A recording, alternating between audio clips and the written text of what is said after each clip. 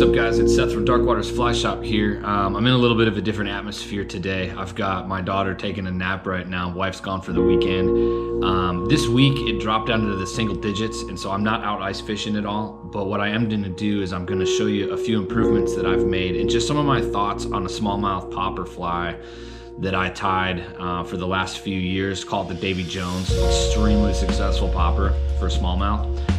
And I just wanted to talk about it a little bit. I'm gonna finish up a couple here, and I'll let you guys see what we got going on here.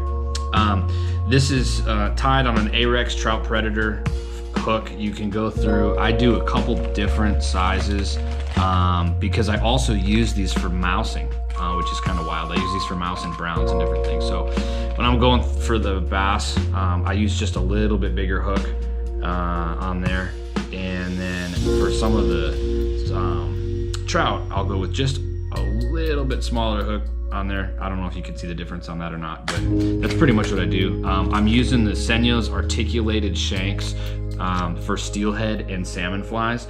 And the reason why I'm using these is because the articulation is here, but the loop where you tie on your line here, that's angled up. So it comes like this, but then it angles up. And the reason why I like that is because it's pulling that popper head down into the water just a little bit more.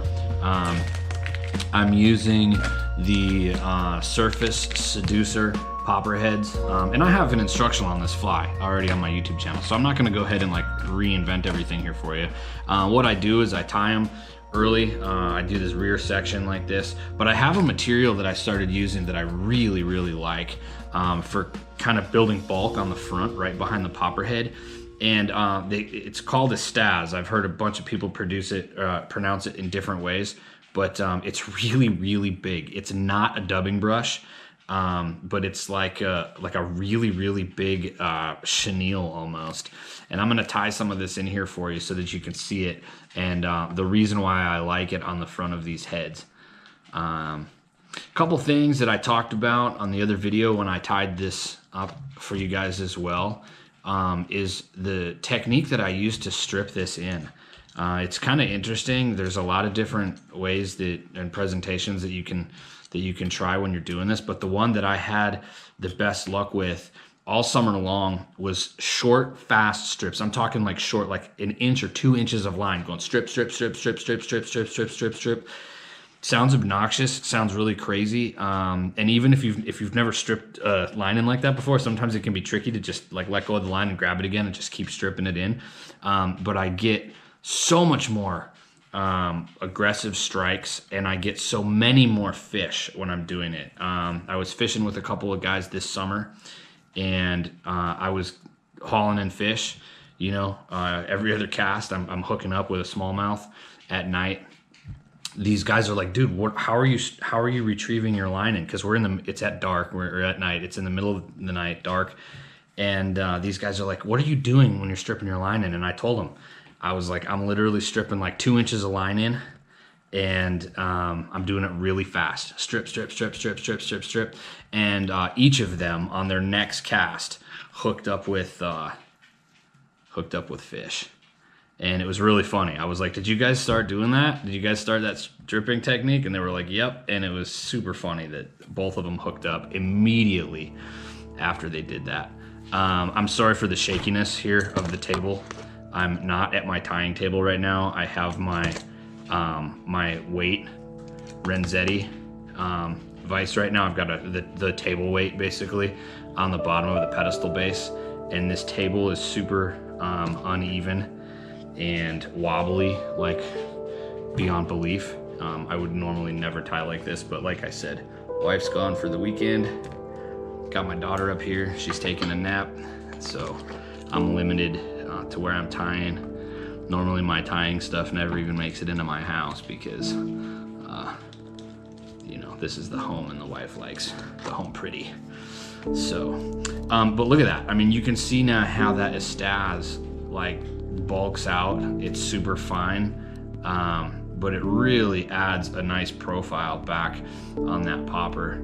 The other thing that I do, just because I think it might help them identify it a little bit more, is I'll take some of this like white/green flash and it's got like a green tint to it. And I'll take some of these and tie them in just to give it a little bit more flash. Add some color. Sometimes I'll take some marabou. On the last video that you saw me when I tied this, I tied some marabou into this pattern on the front. That works as well. The deal breaker for this fly is the popper head, I believe. It's that popper head paired with the Senyo's articulated shank for the top, like you saw for the steelhead salmon fly deal. And I think that because it angles up, I really think that's between that and the popper head, the articulation being small in the back and then bigger in the front here, I really think that's where it's at. But I'm gonna go ahead and just wrap this up. I'm not even gonna put the marabou on it. Sometimes I do. I like this barred marabou, as you saw me mention in the first video. You can go back and check that out. But basically what I wanted to do is I just wanted to finish one of these up. I'm kind of jonesing to get back into some tying now that the weather's getting cold and I don't feel like sitting out on the ice anymore. Yeah,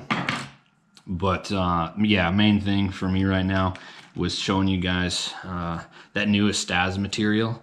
It's an improvement on these flies. And so I'm gonna be sitting here this afternoon tying up a whole bunch of these things, but I figured I'd share it with you guys.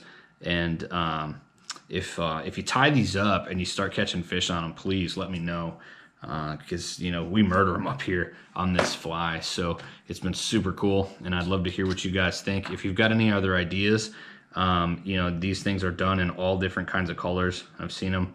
I've tied them in tons and tons of different variations, but this white is my favorite. I also use it mousing, like I told you earlier, and the white color really helps to kind of identify where it is at night too. There's a lot of times when you'll see it, get a little reflection, but other than the eyes being glued on this thing, we're just about done. I'll go ahead and put those things on you, or on here for you, and then we'll wrap this up.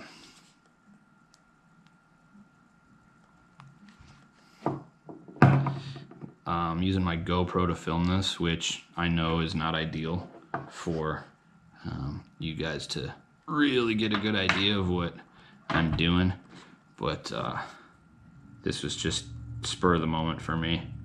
Wanted to get some more content up, get a new video. I'll do some more tying videos and stuff here now that we're getting into the colder months. Wow, I must have had too much coffee this morning. I am shaking like crazy. So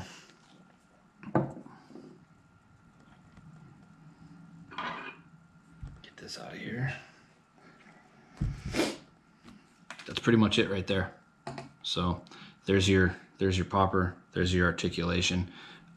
This thing, I love the way this swims head on. That's your profile right there. Let's just see that. And sorry, getting it parallel with the camera here. That's your profile from the front. That's your profile from the back. Smallmouth murdered this thing. It's absolutely insane. Super light. It's not that wind resistant at all, so it makes it super easy for casting. But that's it right there.